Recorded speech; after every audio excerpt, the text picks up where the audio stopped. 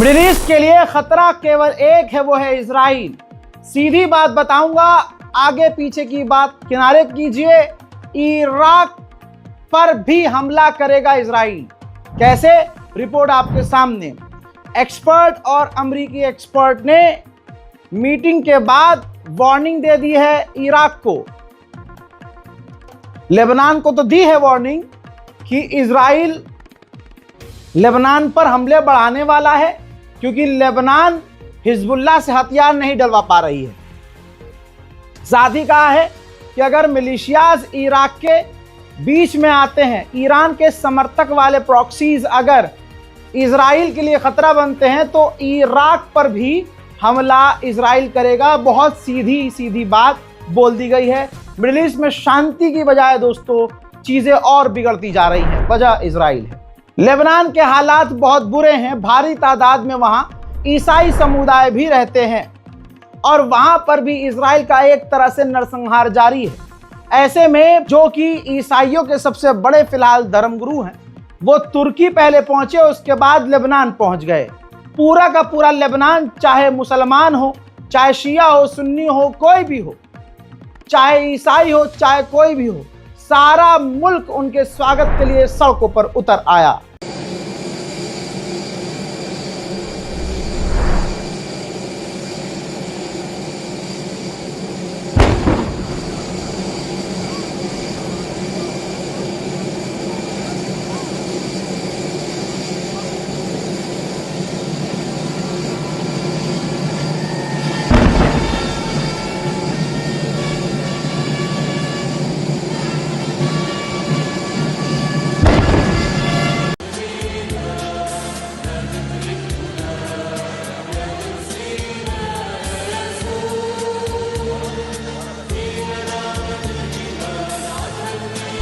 मेरे दोस्तों, लैंड करने से पहले पॉप ने जहाज के अंदर एक बयान दिया। वो वीडियो वायरल है, मैं आपको दिखाऊंगा। उन्होंने कहा था कि हम इजराइल के दोस्त हैं, इजराइल और फिलिस्तीन के बीच मीडिएशन करवाना चाहते हैं, लेकिन इजराइल के साथ होने का मतलब ये नहीं है कि फिलिस्तीन नहीं है। फिलिस्तीन इस प्रॉब्लम का सॉल्यूशन टू स्टेट सॉल्यूशन है। टू स्टेट सॉल्यूशन होना चाहिए। हम मीडिएशन करवाने की कोशिश कर रहे हैं। The Holy See has, for many years, publicly endorsed the proposal of a solution of two states. We all know that, in this moment, Israel does not accept that solution. But we see it as the only solution that could offer a solution to a conflict that is still live. Una soluzione al conflitto che continuamente vivono. Noi siamo anche amici. We are also friends of Israel, and we try with both sides to be a voice of mediation Una voce mediatrice that can help get closer to a solution. Israel एक और देश, Gaza के बाद एक और देश Lebanon को बर्बाद कर रहा है। तो लेबनान में मौजूद जो इजरायली पॉप हैं, उन्होंने कहा है लेबनान के लोगों से कि आप कुछ भी हो जाए, हमारा देश टूट रहा है, फाइनेंशियल क्राइसिस आ रहा है, जीडीपी गिर रही है, नुकसान हो रहा है, लेकिन आप अपना वतन न छोड़ें। There are times when it is easier to flee or simply more convenient to move elsewhere. It takes real courage and foresight to stay or to return to one's own country, and to consider even somewhat difficult situations worthy of love and dedication. We know that here, as in other parts of the world, uncertainty, violence, poverty, and many other threats are leading to an exodus of young people and families seeking a future elsewhere, even though it is very painful to leave one's homeland. It is certainly necessary to recognize that much good can come to all of you from having Lebanese people spread throughout the world. However, we must not forget that remaining in our homeland and working. इन तमाम चीजों के बाद Lebanon के ऊपर Israel का लगातार हमलावर drone उड़ता हुआ देखा जा रहा है।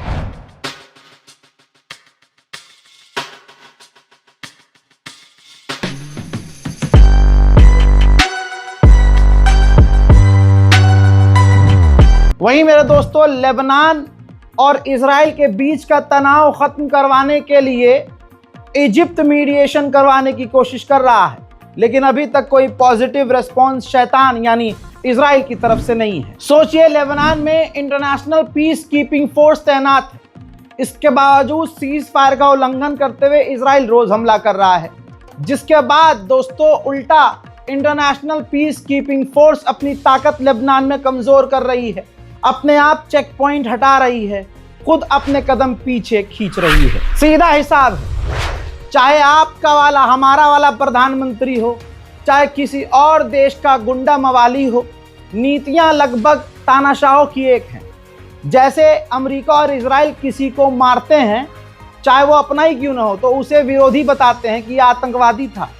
अब यूएन की मिलिट्री ने जब लेबनान के अंदर इजराइल के कांड को खोला है कि भाई इनके हरामीपने ये हैं, ये सब ये कर रहे हैं, सीज फायर ये तोड़ रहे हैं, सिविलियंस को ये इजरायली मार रहे हैं, तो दोस्तों अब इजराइल ने यूएन की इंटरनेशनल मिलिट्री फोर्स पर ही इल्जाम लगा दिया, कह दिया कि हमारी जानकारी जहां हम तैनात हैं, यानी इजराइल जहां लेबनान में है, उसकी जानकारी ये इंटरनेशनल मिलिट्री फोर्स हिजबुल्लाह को दे सकते हैं। अब दोस्तों आप जानिए गाजा के बारे में।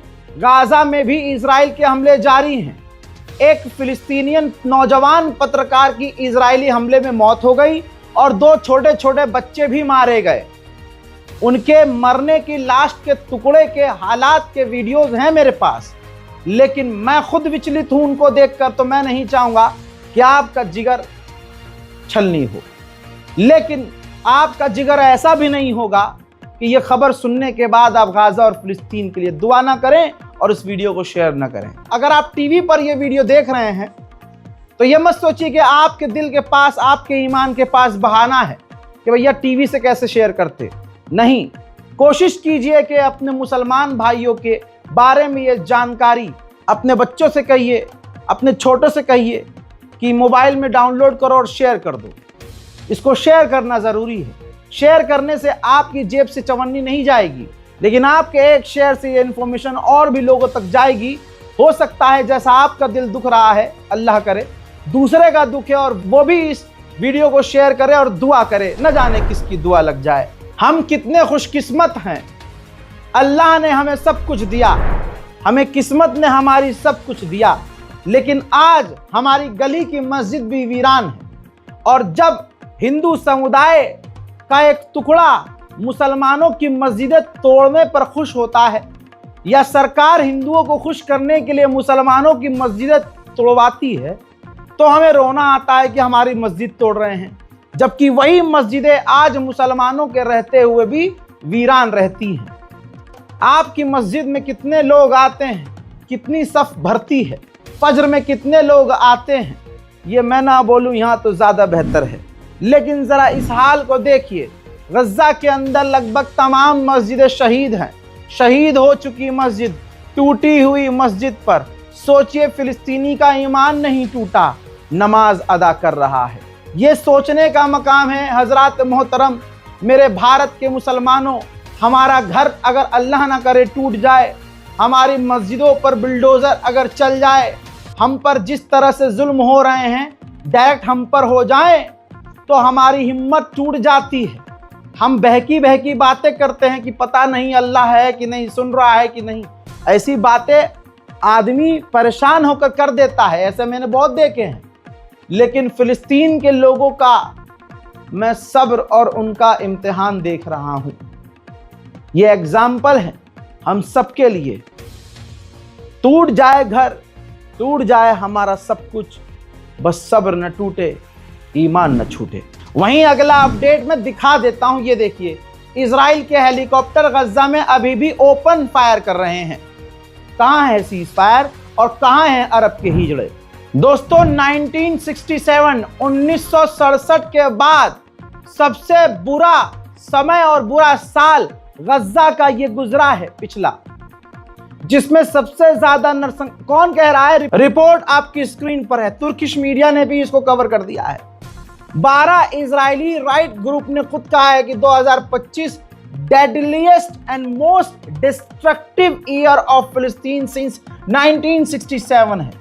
यानी 1967 के बाद इतिहास से बुरा साल गजा का गुजरा है, जिस रिपोर्ट में बताया गया है कि 67,173 लगभग लोग मारे गए, जिसमें 20,000 बच्चे हैं।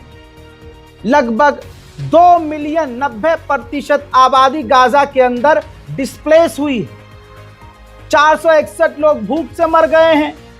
2306 लोग मदद के इंतजार में मर गए हैं।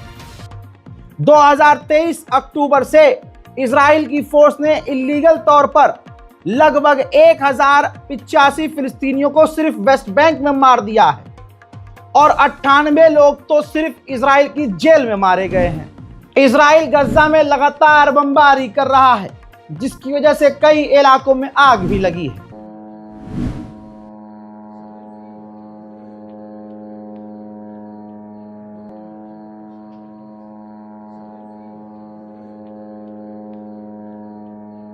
वहीं अगली तस्वीर आपके सामने है। जो काम वो रोज कर रहा था आज भी गाजा में कर रहा है। इलाकों में बम लगाकर गजा को उड़ा रहा है। उसका ये काम वेस्ट बैंक में सेम चल रहा है।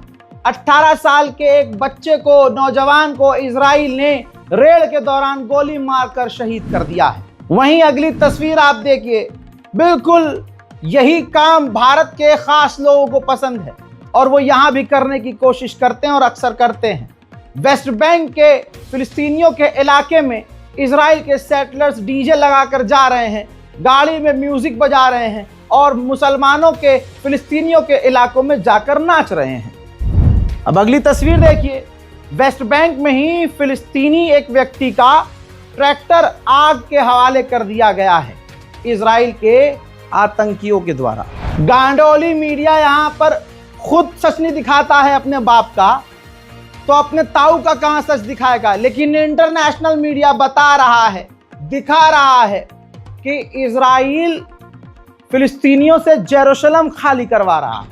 बात अब सिर्फ वेस्ट बैंक, गजा तक नहीं रह गई है। जिन इजरायली फौजी कमांडर ने निहत्थे फिलिस्तीनियों को वेस्ट बैंक में कत्ल किया था, उसको सजा छोड़िए, उसका प्रमोशन हो गया है, उसको हाई रैंक का अफसर इजराइल ने बना दिया। उधर कंफर्म की जा रही है रिपोर्ट, 10,000 और हथियार इजरायली सेटलरों को, जो इजराइल का कट्टरवादी नेता बेंजीवीर है, बांटेगा। उधर यूएन की कमेटी ने साफ रिपोर्ट जारी करके क्लियर कह दिया है कि इजराइल फिलिस्तीनियों को टॉर्चर कर रहा है। गाजा के दूसरे इलाकों में इजराइल ने घुसपैठ करके वहां पर इजराइल का झंडा लहरा दिया है।